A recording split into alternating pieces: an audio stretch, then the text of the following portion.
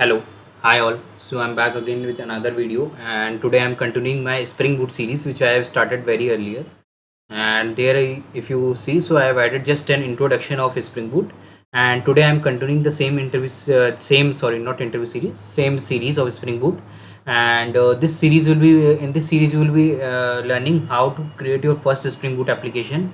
Then second thing, we will be learning how to create your first CRUD application using an embedded database, that is S2 database, and JPA. Then further on we will be adding some Hibernate and Hibernate queries we will be learning, like criteria queries and detached criteria queries. And then further we will be moving it with microservices. So that's the plan, and it will be a lengthy series. So let's get started step by step, and it will be a every series will be having multiple videos of CRUD APIs. So basically let's get started. And before that, like, if you haven't liked, share and subscribe my channel, please like, share and subscribe my channel. And apart from this, like this, I have also made that Java interview series, Java 8 interview series, in which I have made like Java 8 into coding questions. Apart from this, like other versions Java questions also are there, and lead code questions are there, and these are the some most asked interview questions. So please go and watch if you haven't, and please like, share and subscribe. So let's get started. And basically we will be making a simple CRUD application. Our main motive is there, using Spring Boot, S2 embedded database, JPA, Java persistence API, and Java 17 we will be taking as a version. And from the ID perspective, you can use the Eclipse ID also, or IntelliJ if you have. Both are like suitable for that. And apart from this, like as I mentioned in my introduction video of Spring Boot, that Spring Boot is very helpful for maintaining the production or creating the production ready applications. As using the Spring Boot, we don't focus on the these configuration files. We just need add dependencies, and Spring Boot, like it is having the feature of auto configuration, which will do that all the things. So nowadays most of the companies are using Spring Boot. If you go or if you work on the projects, so they are mainly for using the Spring Boot for their avoiding these configuration files and managing these things.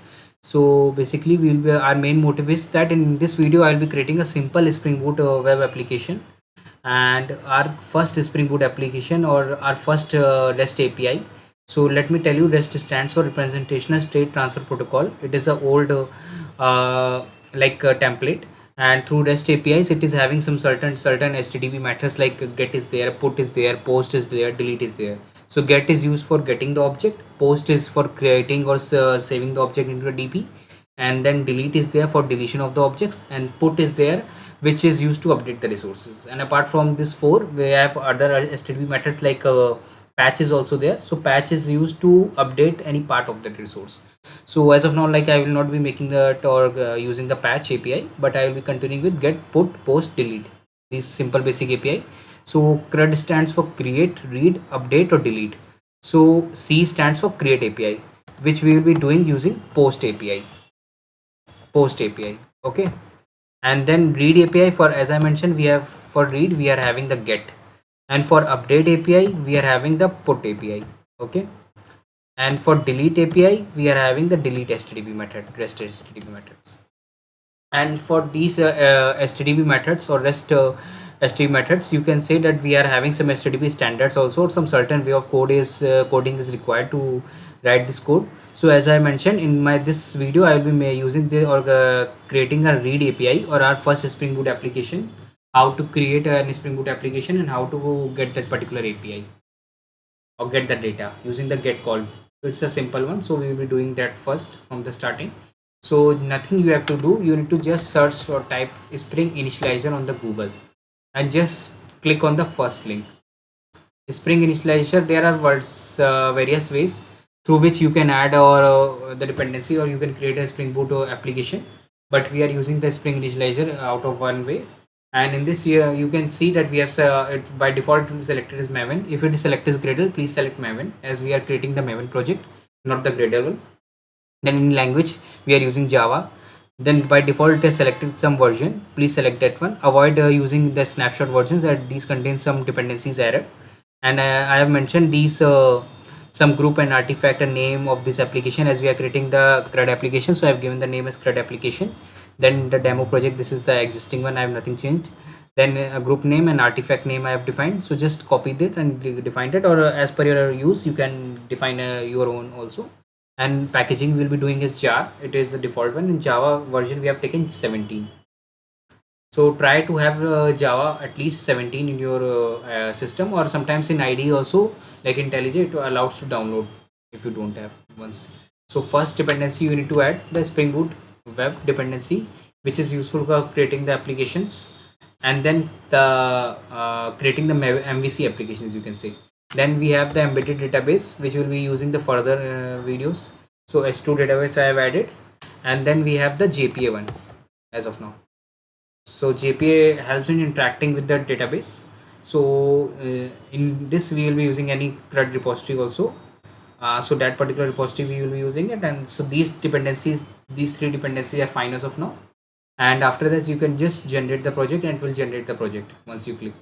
And it will generate the project of like if you go it will generate the project of CRUD application .zip. Then you need to unzip and at your desired location. Then you need to clone it, or you need to open that project or copy that project in IDE. So I have taken IntelliJ IDE as of now, and I have imported it. Like after a successful imported, you can easily see that main application will be given. This is the entry point of the any Spring Boot application. At the Spring Boot application, as I mentioned in my last video also, it is a combination of three annotations: at the configuration, at the enable auto configuration, at the component scan. So just run this application to see whether you have imported the project successfully and everything is working fine or not. Till it runs, what we will do, we will be creating our first Spring Boot application and our first GetAPi. So for doing it, we will be creating one package, and that package name will be controller. That is the entry point of an application. Okay. Then in controller, what we will be doing, we will be creating our first REST controller. And that REST controller, we can give the name, we can give demo controller, something like that. I have given the name, which will be doing the demo, or we can give the meaningful name more, CRUD operation controller. Okay, so it will create a Java class. Okay, and then you need to mark this first step. You need to do it, you need to mark it at the REST controller. Then you need to create a first Spring Boot API or get API. So just public string get message, nothing you need to do, just return any string from your side.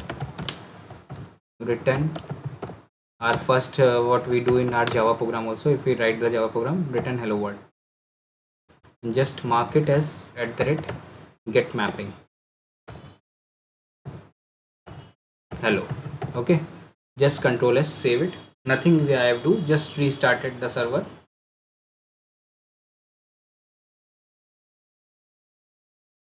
And by default this application runs on 8080. I will tell you how we can do, or how we can change the port also in for my further video. Is it started? I started the application. So by default, okay, what happened? We need to write the URL is there, localhost 8080. Then further I have given the get mapping URL is hello/hello. So just hit it.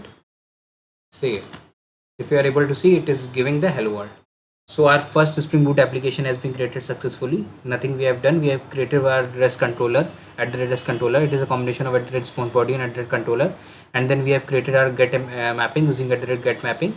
And then this is a simple method is there, which is returning the string. So our first REST HTTP method get mapping is created, or our first application Spring Boot application is created.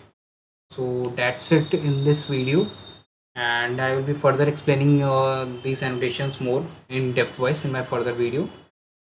Please try to create your form site, and let me know if you have any doubts, any feedback in the comments, and please like, share and subscribe my channel. Thanks.